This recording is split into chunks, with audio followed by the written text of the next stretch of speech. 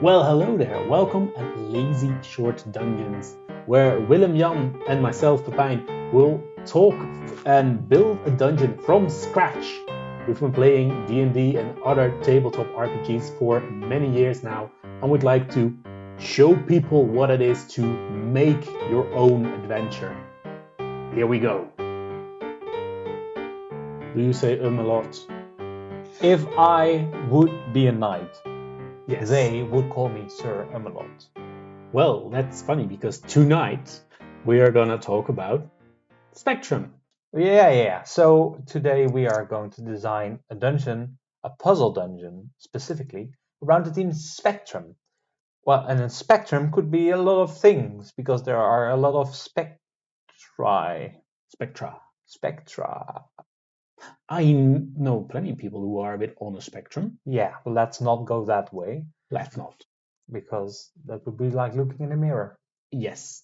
But looking in the mirror, there is a spectrum you can see right there when you look in the mirror, and that's the spectrum of light. Yes, that's the main thing I'm thinking of when I'm thinking of a spectrum of something is light.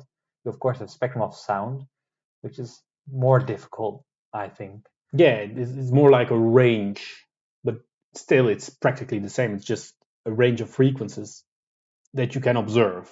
I guess every sense has its own spectrum in a way. There's a spectrum of tastes and a spectrum of smells and a spectrum of feelings.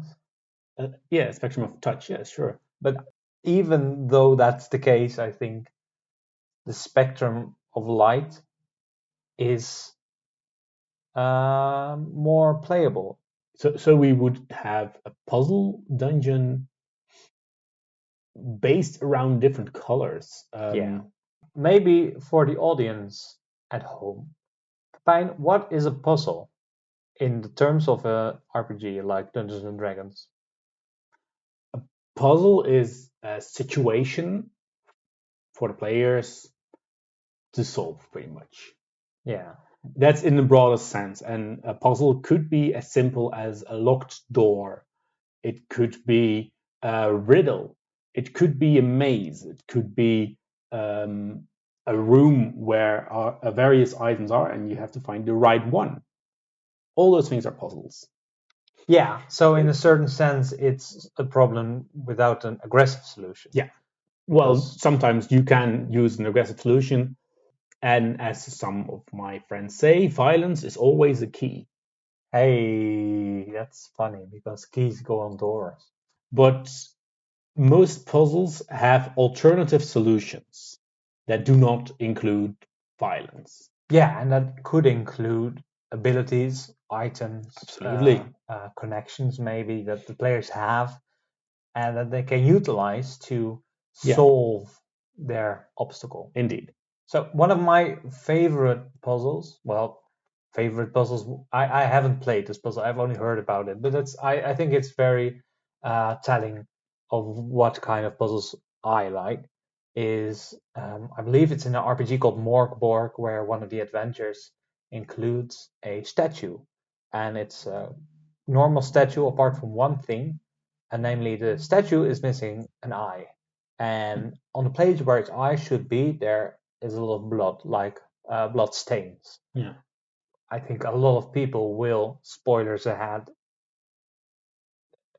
find out that they need an eye to put into the socket of the statue. Yeah. But it's only part of the solution, because where do you get the eye? You can always carve out your own eye. Yeah. That's not a solution most people would enjoy. Yeah. So where do you get the eye? Yeah, there is no eye in statue. No. There is an eye in eye. No. There isn't. But yeah, the beauty in that puzzle is in its simplicity. One of the things I would look for in a puzzle in D&D is that it's not overly complicated, because everything that you need to explain can be misinterpreted and can lead to cheesing the solution, getting an easy fix. Yeah. If they find a creative solution to your puzzle that wasn't meant as a solution, you could still let it slide, and it still is a fun experience for everyone because they thought about it and they thought of something clever. Going back to what a puzzle is, in many Yeah. ways, having to cross a cavern is kind of a puzzle. Yeah, absolutely. Because it's an obstacle, it doesn't have a clear solution. You can use your own items, your own abilities, maybe to help propel you over the chasm. It's and it's clear. Yeah. It's a situation you can imagine yourself. You don't need handouts. Some puzzles do require handouts because they're so intricate, but once again, it's a simple, clear picture. So I would advocate for creating simple, clear pictures in our puzzle dungeon. Yes, indeed. So then, next question is, how do we make puzzles that go together with lights?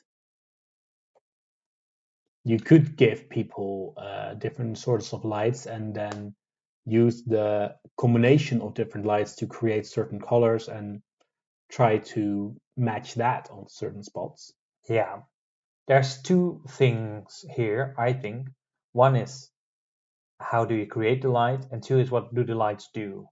In the case where the lights activate something, trigger something, we have to find some really obvious mechanics on the effects of light. So, Pepijn, what kind of things do lights trigger? I have one thing, but I wanted to hear what kind of things you consider. I was considering either seeing a code somewhere. I was considering like a trigger mechanism that you would shine your light on like an Apple statue and it was magically triggered to react to green lights. Green, that's the color the apple should be. If you like red apples, you're wrong. Pardon me. Yes, Excuse absolutely. me. Granny Smiths all the way. And you are so wrong. I might be. And in so your puzzle, sorry. I'd have the wrong color of apple. Yeah, you die. I'd probably die, but with pride. But yeah, if it runs to some sort of a filter, it could react magically. It could make some things visible, like writing on a wall that's only visible with a certain kind of light. Infrared lighting. Yeah, or black lights. There's all sorts of. That's what I meant. Sorry. Yeah. What I was thinking about introducing a Minotaur. Minotaurs are half bull. Yes. And bulls famously react to a very specific color. Yes, indeed. You could give the players different colored lights.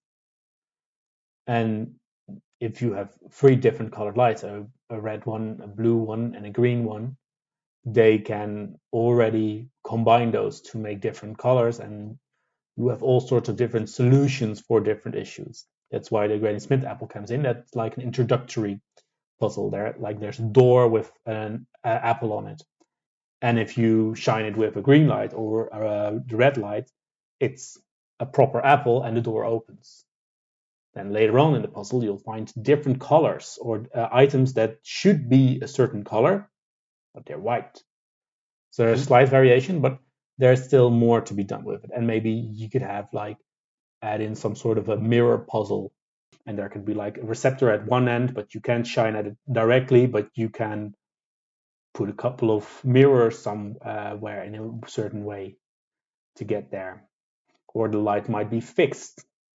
You can use mirrors, but you can also might be able to use filters to make the light a certain color.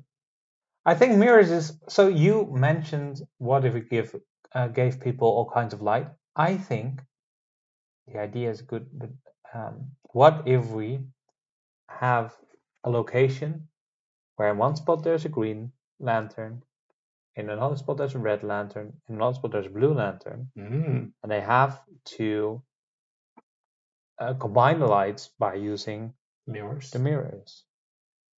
We probably want all 3 lights to shine on something in order to finish the dungeon or to complete the puzzle.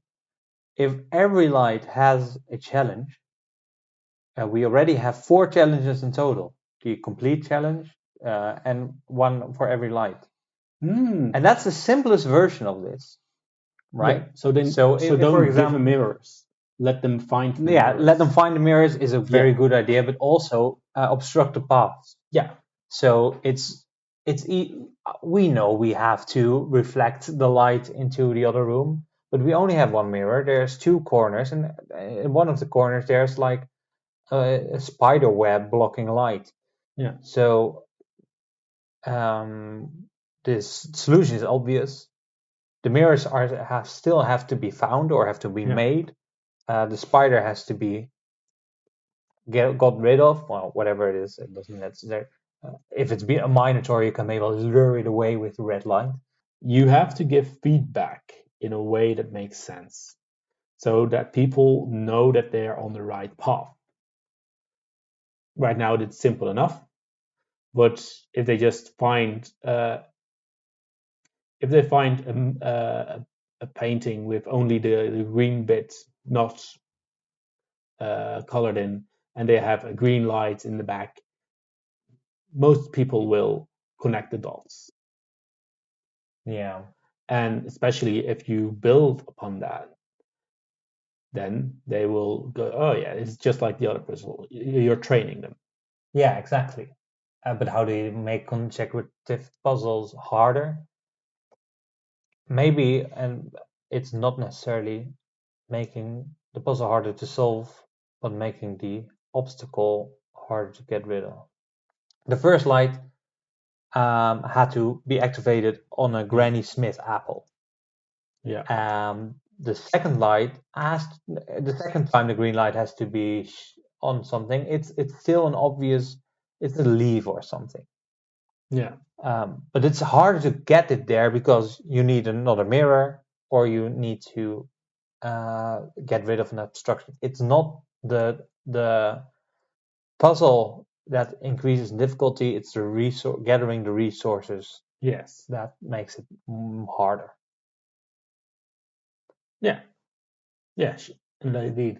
Then you have a puzzle for a green item, a puzzle for a red item, and then to up it, you can have the last puzzle for a yellow item, where they'll have to combine the green and the red light. Yeah.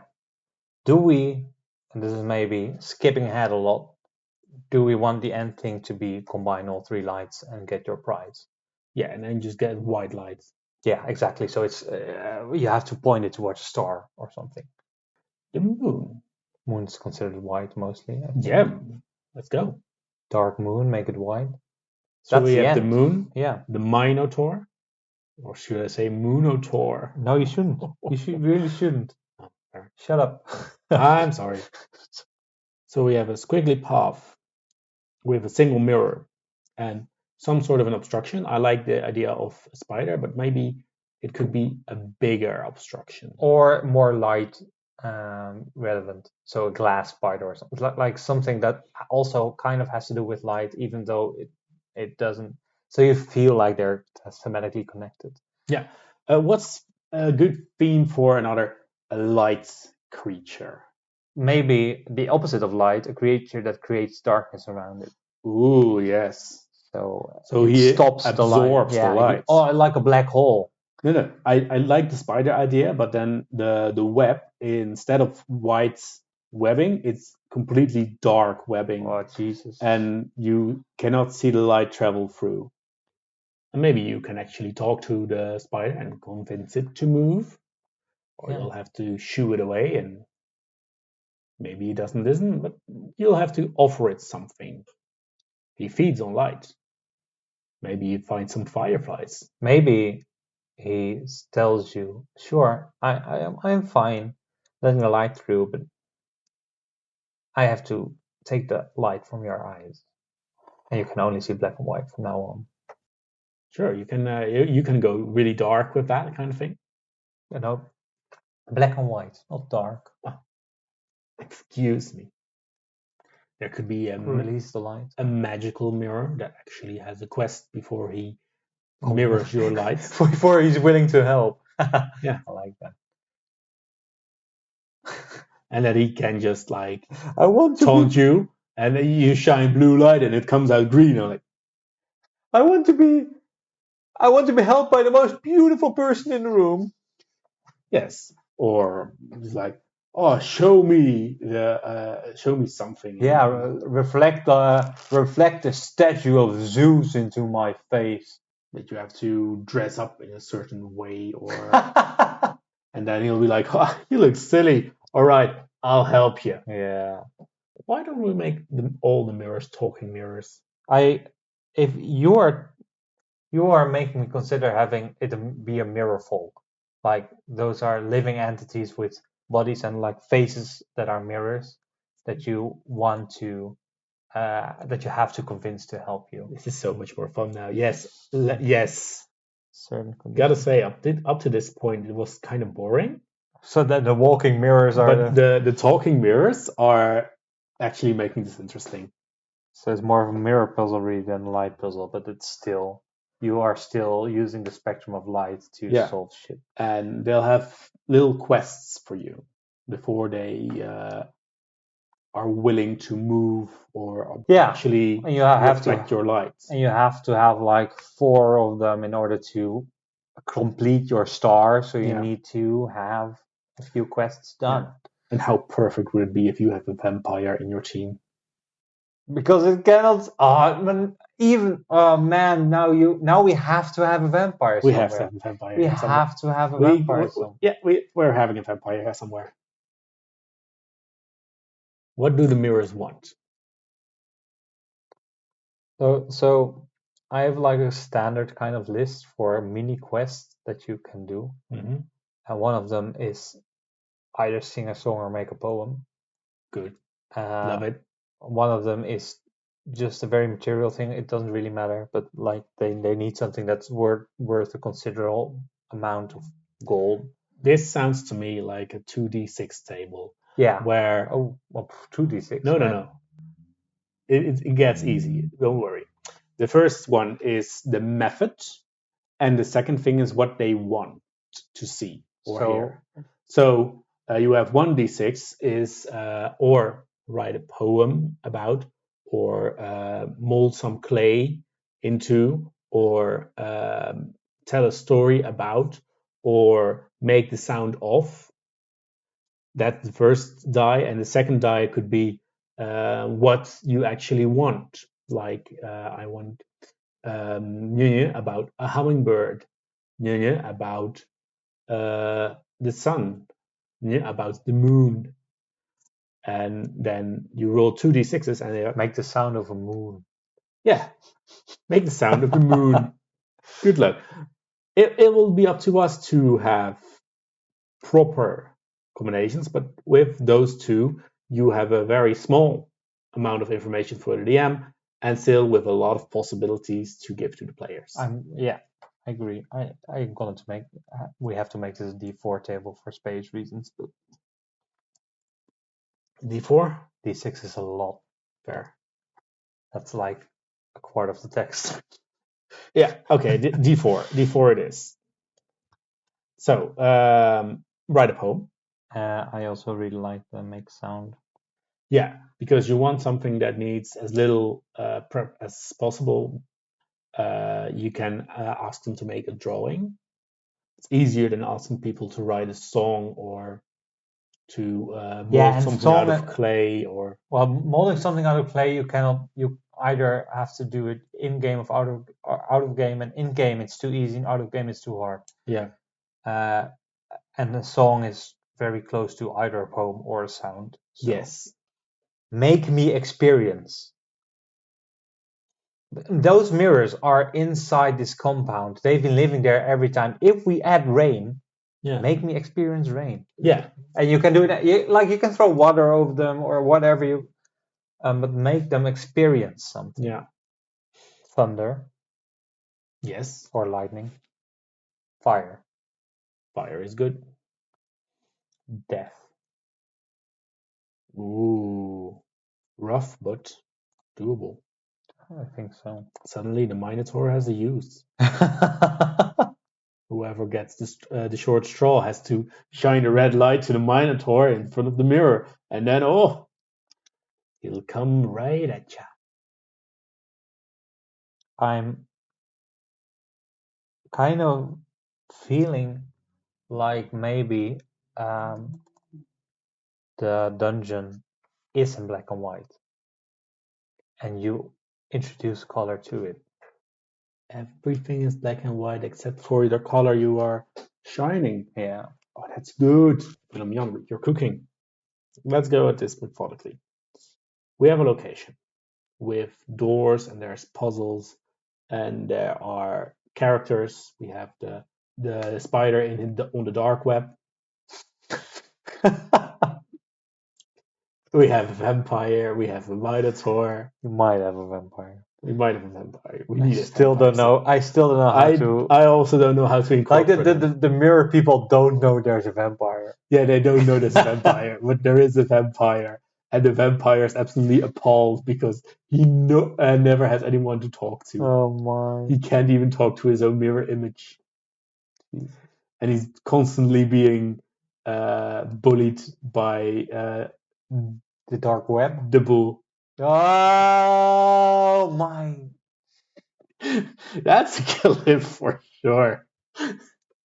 Can we find more lighting? It's like the only thing I can think of is having a gold pot somewhere. Oh yeah, and having to make a rainbow to it, but it's so gimmicky. It is gimmicky, but it is logical because a lot of people, if they find a pot of gold, or they have to make a pot rainbow to get a pot of gold. Yeah, like there's a pot with a leprechaun next to it, being sad. Yeah, indeed. And the leprechaun, that's the thing you have to make green. Well,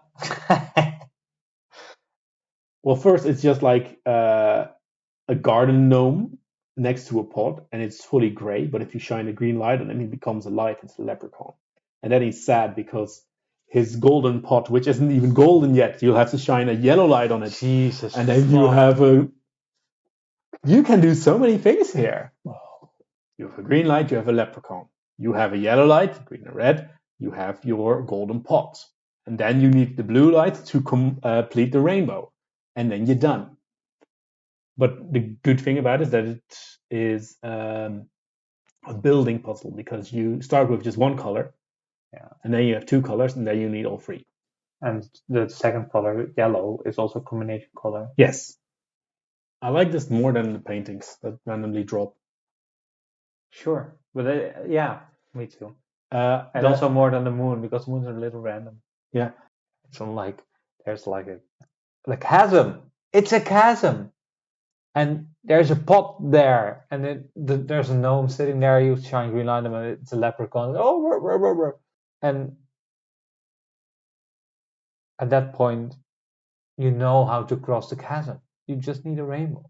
Yeah, because you can walk on rainbows. Because you can walk on rainbows, obviously. The leprechaun can also be very obvious about this fact. Yes. He knows that you can walk on. He knows how he got there. He walks on a rainbow, and then suddenly the color turned off. Yeah. What turned the color off? The vampire. The vampire was envious that everyone was seeing themselves in colors, and then it was like, if I can see myself in a mirror, no one can. And then he tried to shut off the light, but everything became black and white. Can we defeat a vampire? We have no real vampire. If you combine all the light sources, it's like sunlight. Yes. Will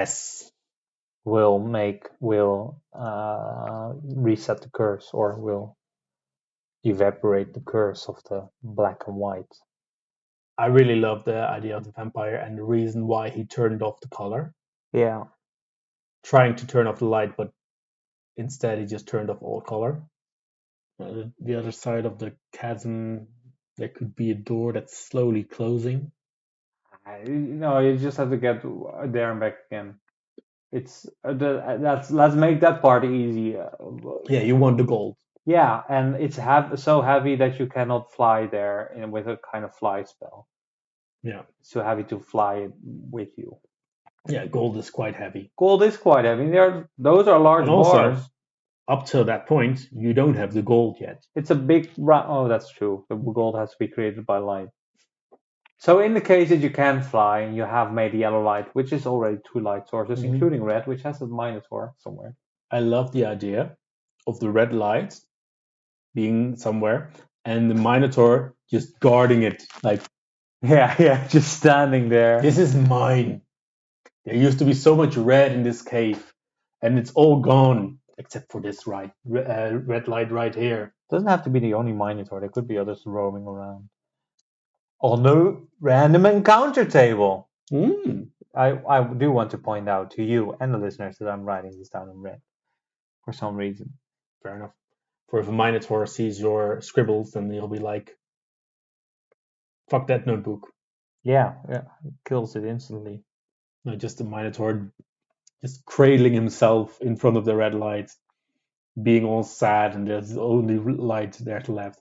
And it's very hard to get him out of the way of that light because, well, It doesn't want to part. he does not want to part with that red light. You need that red light. And you do. That's the obstacle. That's better than a wall, I think. Yeah. Right, so for the green light, we have the dark web spider. Well, it could be the blue light as well, right? It Yeah. doesn't really matter. No. There's another obstacle there. The Minotaur is for the red light. Yeah, and you need the mirrors in any case. Mm-hmm. Or maybe you don't need the mirror for one of the lights, but like for you do need the mirror, boys, guys, whatever the third light is. Yes, and then if you combine all the other tubes and get them in from the other side, so they all combine at the vampire. Yeah, at some point, if the vampire touches the light, he can mock you and be like, everyone knows vampires only burn in sunlight, and sunlight is all light together. I do want you to try to write this down on one page sometime. Yeah, it's very hard. So many quotes. You do so many quotes. I love the quotes. It's so difficult to write down. I know it is. You have to make one. God. And not necessarily one we talk about. Just make one. See how much room you have. It's not hard to think of stuff. It's hard to. Well, like the real secret is to reuse stuff. So, for example, we have a Minotaur which has a mechanism. The Minotaur is attracted to or enraged by red light. If we use this for one Minotaur, that's a lot of wasted space. If we use it for 3 different Minotaur encounters, we use this mechanism at 3 spots. Yeah, the same way like the leprechaun is quite. There is no a leprechaun. I'm probably going to add a few gnomes. Yes. Which are hostile until there's green light put on to them. That works absolutely. And they work the same every time. Yeah. But that's like You'll have to lure them into the green light, or you'll have to shine the green light upon them, and then they become friendly again. Exactly. What are we missing so far? Like the actual setup of the room, or? Sure, but that's easy. Or do we want them to have more items? Oh, that's true. Magical items would be fun. They already have light to work with. They have mirrors to work with. But they could use some sort of. Like if you leave this dungeon, you want to leave with something. Yeah, not just with gold. No. A blade that's only visible in the dark. So once it becomes light or daytime or whatever, it's invisible. And it's just a hilt. Yeah. You're walking around with a hilt. And then once the darkness comes, it just conjures into a real sword and you suddenly stab someone. It's a lightsaber, but then it's a shadow saber. It's a shadow saber. Oh, that I actually like that. Shadow saber, baby. I think that's enough, though. This doesn't feel like a item extravaganza dungeon. No, we could still like the vampire could have the item still on himself, which he used to extract the colors. What's another item a vampire would hold to, which could be a box or something to trap something? Garlic compass. Oh, the casket. Small casket. Small casket works. I'm very intrigued on how players would use that outside of this dungeon. Yeah. To like be it somewhere like, you know what this room needs? Less green. Less green. 3 caskets. I think we should disperse the caskets over the dungeon. So the vampire has one on them. The Do we? because that's more fun. Yes, true. One of Yeah. the caskets is maybe where the treasure is, and a casket is, I don't know, somewhere else. You can solve things by finding the caskets instead of Yeah. the lights, which is why the caskets need to be difficult to obtain. But like, the treasure is a place you should only be able to reach once you've completed the dungeon anyway. The vampire is something you should only be able to kill at a certain point. Like, I don't know where to put the third casket yet, but maybe that's the least useful one. So it's a blue light, because blue light doesn't necessarily do anything special, only combined with the others. So we have... You can have the blue casket on the vampire. Well, I was thinking just to have the blue casket somewhere random. Yeah. Maybe part of the random encounter table, that you can only find the blue casket by chance. Yeah, that's true, because you don't need all 3 caskets to solve. No, yeah, and the blue casket is pointless up until the last part of the dungeon, at which point it's not too bad that you can cheese the blue light. Yeah, that you can kill the vampire easily. And, make because you already did the green and red light puzzles. Yeah. And you, by chance, maybe have a little bit easier of a time. And even then you need to want to open a casket, which could be a risk. You don't know what's in there. How do we call this dungeon? With the limited amount of market research I've done, I think mentioning the location or the relevant creature. So light it up. Well, that's not which location or creature did you mention there? Oh, check. Fair enough. And I'm not sure if this is true, but what I do know is true is that almost all the adventure names have the object of the adventure in the title. Curse of Strahd, Waterdeep Dragon Heist, or whatever it's called. The blue leprechaun, because he's sad. Oh, that's not bad. That is good, because it's weird, because leprechauns aren't blue, but it's also funny, and it's also the part, like, it's the final part. Yeah. Well, there we are. We have our antagonist. We have our social factions to talk to. We have our magical items. We have a goal. We have a clear goal. We have a puzzle. We have not necessarily a layout yet, but an idea for what kind of rooms we need. And we have a final way to get the final treasure. I think we have a dungeon. We have a dungeon. We have a dungeon. Well, thank you, Pepijn. Thank you, Willem-Jan, for being here. That wasn't light work. I am so happy to have you in my home every now and then, for you to make these stupid remarks that nobody likes. And we'll see you next time. Don't forget to like this wherever you're listening or watching the show. Don't forget that you can find the dungeon we just created in the description. And don't forget that you can also subscribe to a newsletter where you will be kept up to date with our dungeons, podcasts, videos, blogs, crazy, and where you get a free trifold dungeon, crazy as well. Wow, so much value. Yes, because it's free. Shut up.